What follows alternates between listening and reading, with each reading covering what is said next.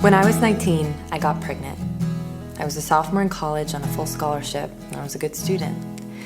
This pregnancy was a roadblock on a path I had planned out for myself. It seemed insurmountable. If I continued my pregnancy, I'd have to leave school, find a home, insurance, income, and I wasn't self-sufficient at this point in my life.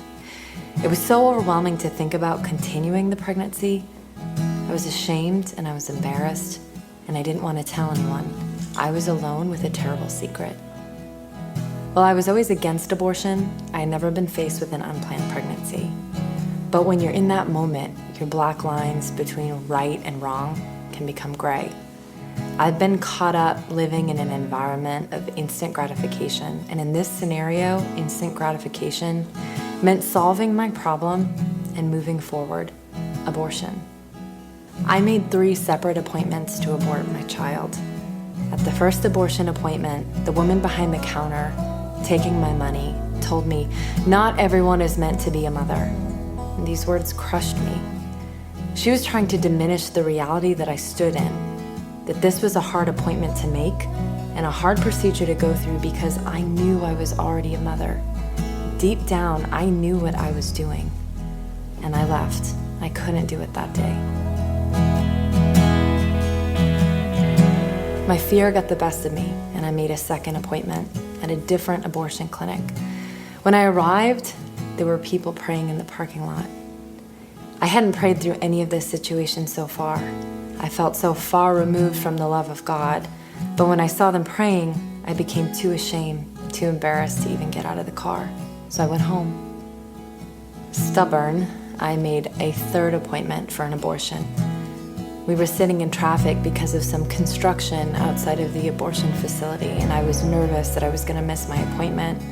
As my boyfriend and I sat in silence, I realized what was sitting in front of me: a truck with a Choose Life plate, and those words screamed at me.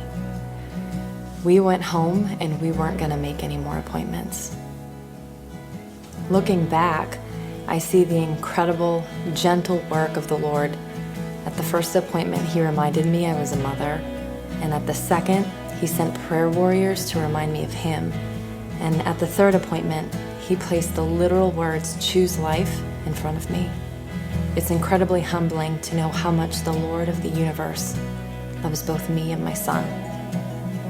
My son, Nicholas James, was born on October 10th, 2002. To take care of us, my boyfriend, now my husband, enlisted, and after a few years we were stationed at Fort Benning. When I got here, I was drawn to go and pray at the local abortion facility. I saw myself in each one of the women walking in, and I wanted to tell each one of them there was hope, and abortion wasn't the answer that they thought it was. After a few years of praying with the local Right to Life group, I started to see huge gaps in resources available for pregnant women.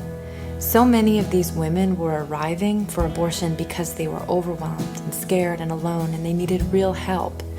They needed immediate and long-term support to transition into parenthood. They needed someone to say congratulations. Life is never a mistake, and the circumstances surrounding the pregnancy may be far less than ideal, but life is never a mistake. Seneca started to take form, and looking back, I see God's gentle hand guiding me through the process. I really believe that just as He wanted Nicholas to enter this world, He wants this ministry here, and He just had me do the paperwork. God moved mountains, and through a miracle, we bought the building beside the abortion facility. We're so excited to be here, to be one last opportunity for women to choose life. Seneca is the ministry I needed when I was pregnant. I needed love and support. I needed somebody to tell me I could do it. I needed someone to show me how. I needed a shoulder. Offering women a free ultrasound, giving them the first baby picture of the life inside of them, it helps the women understand the decision they're making. It helps them understand what abortion is and what abortion takes from them.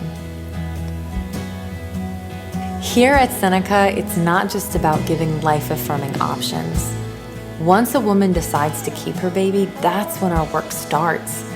Our commitment is to show her unconditional love, affirming her and her unborn child's inherent value and dignity with a divinely given purpose. People need to be reminded how much they matter and that we all have purpose. So far, we've had the honor of helping women coordinate prenatal care, daycare, written resumes, help secure employment, paid for technical training, GED completion assistance. We've helped provide women with work clothing, maternity clothing, baby furniture. We have a group of women about to take an English as a second language class, and there's so much more we can continue to do.